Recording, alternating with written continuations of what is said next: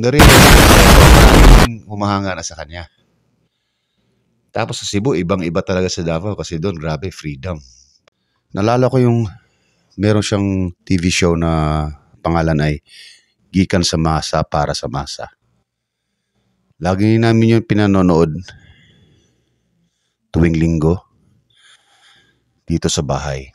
Tapos minsan kasama ko papa ko, mga kapatid ko.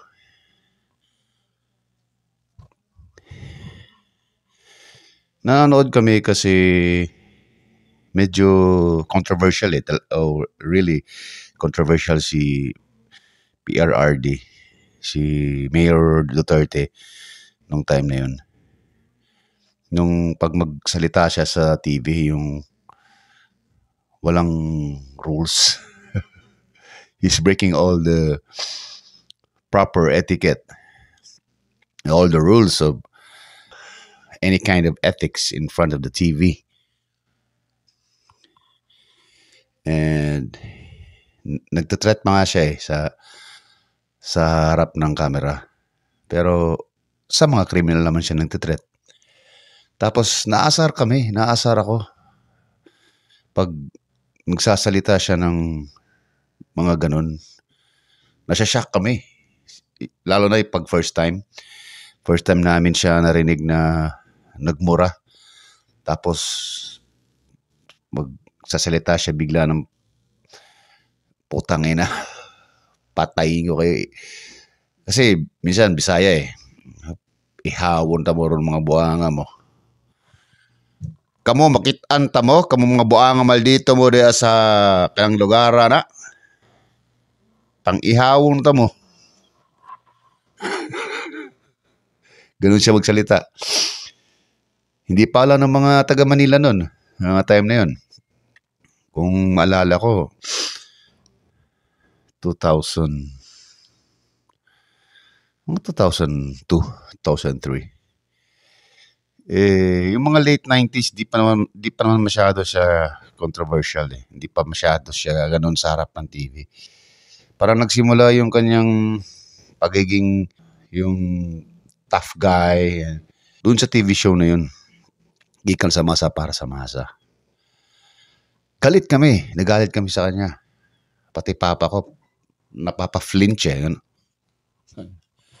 And papa was a University of the Philippines graduate. And kunin ko muna yung kanyang chaleco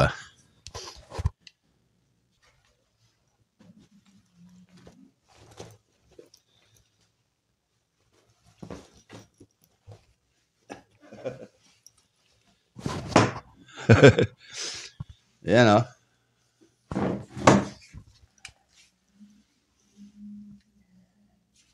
Kita nyo? UPLB, University of the Philippines, Los Baños. Doon siya graduate ng agriculture. And sad to say that he has passed away nung 2022, 2 years ago. So anyway, diba Rodrigo Duterte yung mga taga-UP. Yan, my father was one of those people.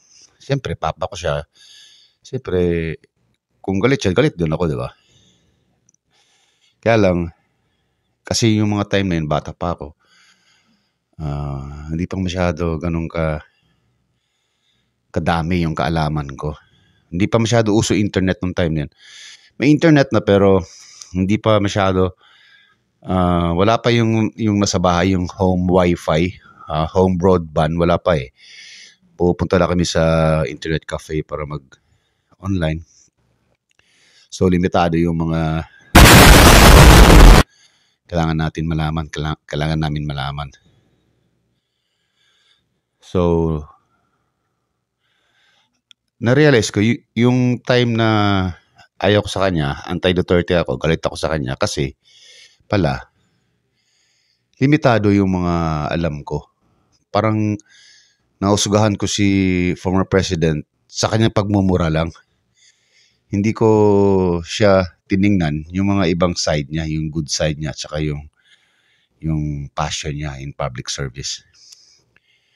Tapos, hindi ko pa naramdaman yung kagandahan ng Davao nung time na yun. You know why?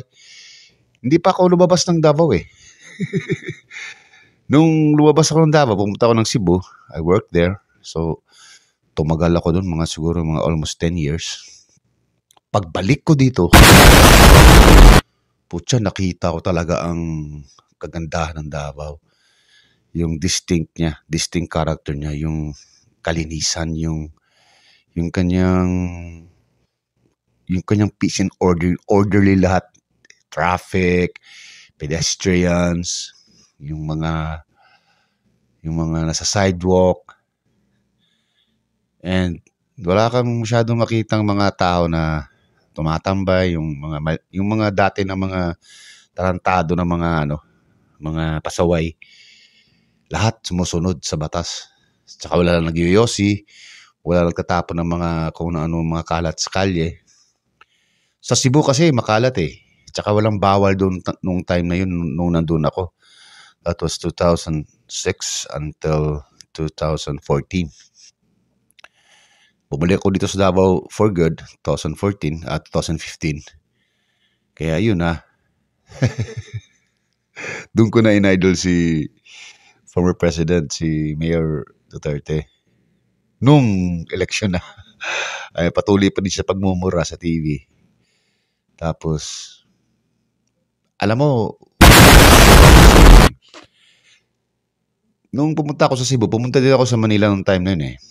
Yeah, actually, Cebu, tapos uwi ng Davao, tapos Manila na naman. Alam mo, tawag ng mga tao sa akin doon sa Manila, Duterte.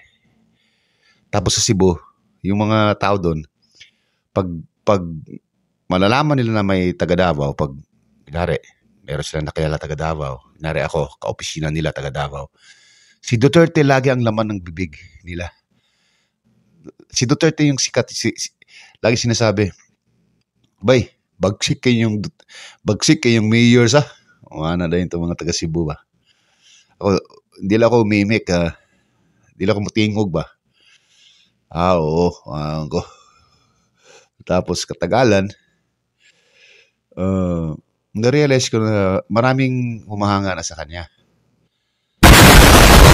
Iba talaga sa Davao kasi doon, grabe, freedom.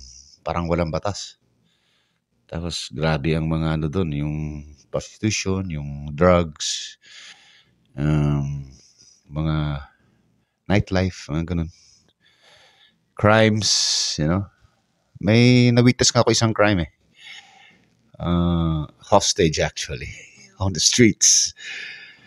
But anyway, kaya yun, nung nauso na yung internet sa bahay, syempre marami ng mga information na nasa internet, excluding yung mga propaganda. Whether or not the propaganda yung mga Duterte, I mean si Rodrigo Duterte, compelling naman yung mga sinasabi niya, lalo na yung nangyari sa Yolanda, di ba? Yung super typhoon Yolanda, yung ginawa niya doon, yung pagtulong niya sa mga tao sa Tacloban, tsaka yung Mama Sapano, among other things. Kaya ngayon, na I more realize na siya yung tao na nag-break sa status quo ng Pilipinas. Sionil Jose, we are now having a revolutionary government, which is good because for so many years, decades, it's the first time for many decades na meron tayong that we have a revolutionary government. Revolutionary government yung government ni Duterte. Kaya lang, natigil siya, naputol. Wala na nagpatuloy. Kaya yun lang yung gusto ko i-share sa inyo kasi naisip ko lang bigla na gusto ko din i-explain. Especially to my friends who are listening, who are watching right now. Kasi alam naman nila ko na anti-Duterte ako noon tapos bigla akong And I reached the age of reason. And I reached the stage of reason. And alam mo yung namulat ka. Yung once you, isa pa ni Frederick Nietzsche. Nietzsche ba pronounce niya? Nietzsche. Frederick Nietzsche. And once you are awake, you shall remain awake eternally. Meron pang isa. And those who were seen dancing were thought to be insane by those who could not hear the music. Kuha nyo? Nakuha niya yung ibig sabihin. I hope nakuha nyo. Peace.